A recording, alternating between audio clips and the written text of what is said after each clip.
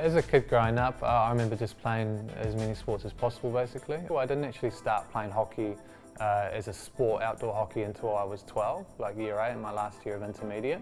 And I'd always played rugby and as probably my predominant sport before then. I didn't debut for the Black Six until 24, and then I didn't actually become a full-time member until I was 27. So yeah, there was probably a late developer, people call it, and I think there's a lot that goes into that. There's physical development, but also for me it was probably just maturity and mental development. I think we're starting to get a little bit of traction in the movement of youth sport and probably debunking some of those common myths around, if you're a superstar at 10, that you're going to be a superstar at 30. I think there's still a bit of an attraction to that one story that people hear. I think it's incredibly important to keep young people in sport. I think sport can be an amazing vehicle for giving people better lives, really. I think success in youth sport is youth getting what they want out of it. And I think it's different for everyone, and I think as a sport we've got a role to play in defining what that looks like. But I think enjoyment is the biggest key. My message would be just play as much sport as you can and just enjoy it. I think from my experience that the more sport you can do, get amongst it, whether it's formal, informal, just get out and be active and get involved and benefit from all the great things that sport can offer you. Even your failures in sport, all those different experiences can really shape you as an individual.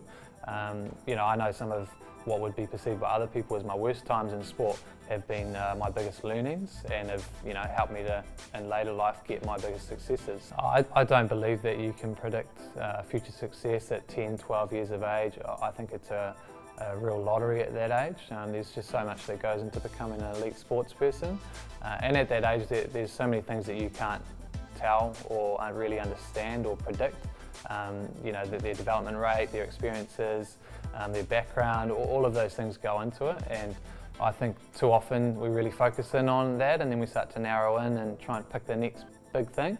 But from my experience, that wasn't my pathway. And a lot of the players that I've played with across rugby, across hockey, that were going to be the next Black Six, the next All Black, are often not even playing our sport anymore. I think a lot of people drop out because they fall out of love in the sport. I think when you're at a young age, it can seem like sport's your passion, you want to do it every day, and it can become unenjoyable pretty quickly. I think as it starts to get super intense, there's probably some parent influences there, and there's a bit of pressure. As soon as you get kind of earmarked as the next big thing, there's some real pressure there. I think what's really important for coaches, administrators, parents is just understand philosophically what sport needs to be about. I often get people saying, well, sport needs to be competitive, and we don't understand the difference between competition and then competitiveness. I think competitiveness is great. We want people to always be trying to get better at what they're doing.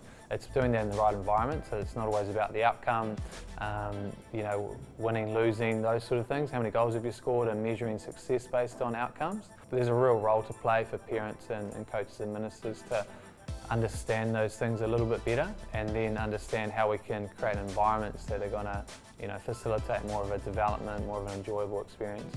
I think my one message to volunteer coaches and supporters would just be understand what participants want from the sport and help them to deliver on that.